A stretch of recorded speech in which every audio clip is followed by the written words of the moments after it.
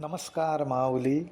चला ज्ञानेश्वरीच्या सहवासात अध्याय दुसऱ्यामधील 321 ते 330 ह्या ओव्यांच्या सहवासात आपण जातोय.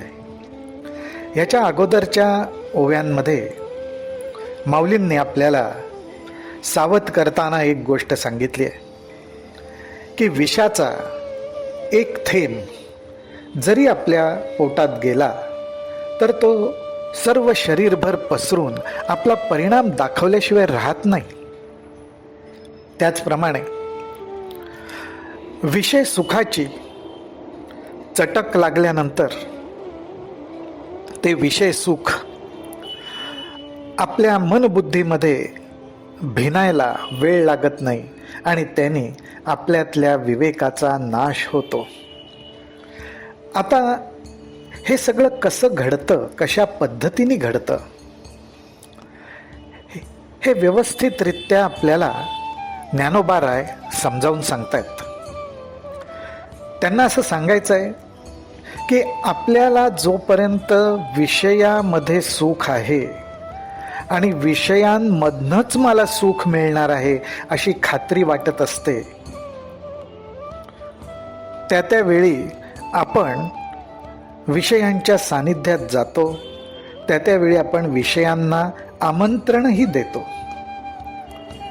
आणि मग आपल्यामध्ये एक प्रकारे विषय उपभोगण्याची इच्छा निर्माण होते. विषय उपभोगण्याची इच्छा होणं, त्याच्याबरोबर अनेक गोष्टी त्याच्या हातात हात घालून येतात.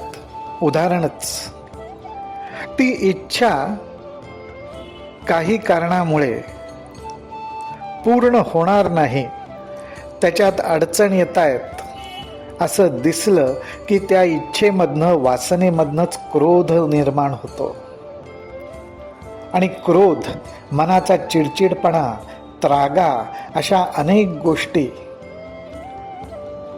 आतमधनं खदखदायला लागल्या की मनाचा विवेक नाहीसा होतो आणि विवेक नाहीसा झाला रे झाला की आपल्याला आपलं आत्महित साधायचंय याची आठवणच राहत नाही. ती स्मृती आपल्याला सोडून निघून जाते. अर्थात परमेश्वराचा, आत्मबोधाचा आपल्याला विसर पडतो आणि असा विसर पडल्यामुळे आपला नाश होतो.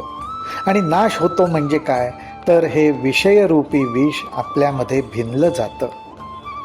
ज्ञानोबाराय म्हणतात, जरी हृदयी विषय स्मरती तरी निसंगाही आपजे संगती, संगे प्रगटे मूर्ती अभिलाषाची, जेथ कामूपजला तेथ क्रोधू आधींची आला, क्रोधी असे ठेविला संमोह जाणे.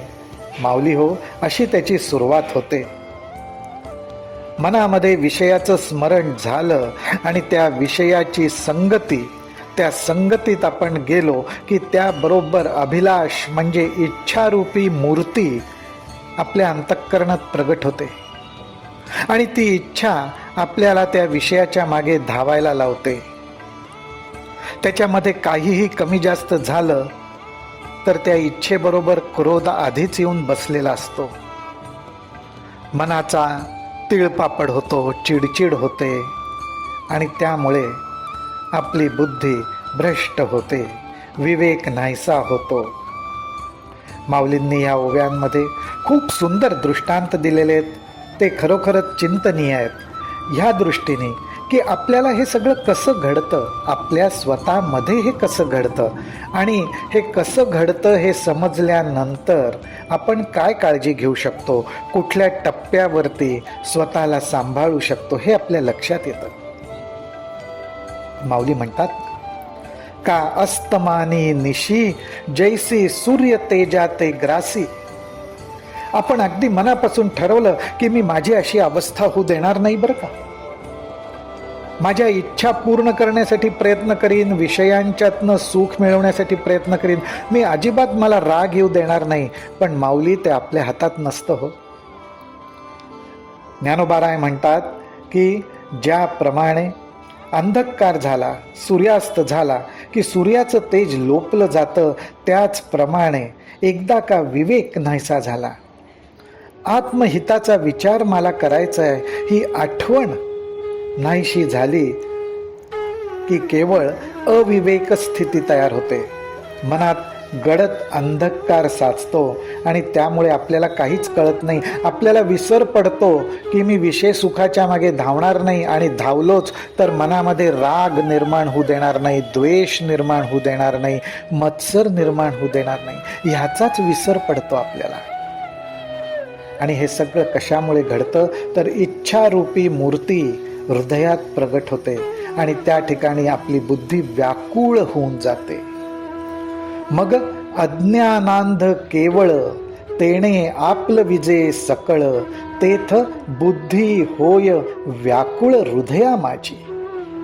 ज्ञानोबाराय म्हणतात साधकाची अशी अवस्था होते जैसे जात्यंधा पळणी पावे, मग ते काकुळती सैरा धावे, तैसे बुद्धीसी होती भवे धनुर्धरा. कर्मधर्म संयोगाने एखाद्या जन्मजात अंध व्यक्तीला जर का हातात प्राण घेऊन पळण्याचा प्रसंग आला तर माऊली हो, त्याला दीनपणे सैरावैरा धावावं लागतं, कारण डोळ्यांना दिसत नसतं. त्याचप्रमाणे बुद्धीचं तेज, बुद्धीच्या डोळ्यांचं तेज हरपल्यामुळे बुद्धी ही भ्रमिष्ट होऊन सैरावैरा धावते आणि आपल्याला आपलं आत्महित साधायचंय ह्याचाच तिला विसर पडतो. बुद्धीच्या डोळ्यांसमोर अंधकार दाटून आलेला असतो. म्हणून ज्ञानोबाराय आपल्याला सावध करताना असं म्हणतात, म्हणून ऐके अर्जुना. अर्जुना म्हणजे साधक मंडळी. म्हणून ऐके अर्जुना, जैसा विस्फुल्लिंग लागे इंधना, मग तो प्रौढ जालिया त्रिभुवना पुरो शके. तैसे विषयांचे ध्यान, जरी विपाये वाहे मन, तरी येसणे हे पतन गिवसीत पावे. ज्ञानोबाराय म्हणतात, अर्जुना तू ऐक, जर का अशी विषयरूपी वासनारूपी ठिणगी लाकडाला लागली, मन आणि बुद्धीला लागली की जो अग्नी धडाडून पेटतो, तो त्रिभुवनालाही व्यापतो, सर्व जाळून खाक करतो. त्याचप्रमाणे मोह, माया, ममता, विषयसुख, वासनासुख याची ठिणगी एकदा जर का मन आणि बुद्धीला लागली तर ती त्यांना जाळून टाकते, विवेकाला नष्ट करते. आणि मग त्यामुळे साधक भ्रमिष्ट अवस्थेत जातो. त्यांनी जे ठरवलेलं असतं, जी उपासना, जी साधना, ज्या मार्गावर टिकून राहायचा असा निश्चय केलेला असतो, पण त्याला काहीच सुधरत नाही. आणि हे केवळ थोडेसे इंद्रियांचे लाड करावेत आणि विषय सुख घ्यावं ही इच्छा निर्माण झाली तरी सुद्धा विवेकाची अशी अवस्था होऊ शकते. म्हणून माऊली हो, साधकांना खूप सांभाळून राहावं लागतं. आणि स्वतःला सांभाळायचं असेल तर एकच माऊली म्हणतात, ज्ञानोबाराय म्हणतात त्याप्रमाणे हरिमुखे म्हणा, हरिमुखे म्हणा असं म्हणत आपल्या आराध्य देवतेच्या चरणांपाशी आपल्या मन आणि बुद्धीला बांधून टाकायचं, स्थिर करायचं.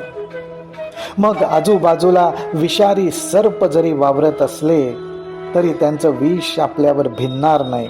आपण त्यांना कशा रीतीने हाताळायचं, कुठल्या ठिकाणी आपण कसं सावध राहायचं हे आपल्याला समजू लागेल. आणि त्यासाठी परमेश्वराने आपल्यावर कृपा करावी हीच आपण त्याच्या चरणी प्रार्थना करू.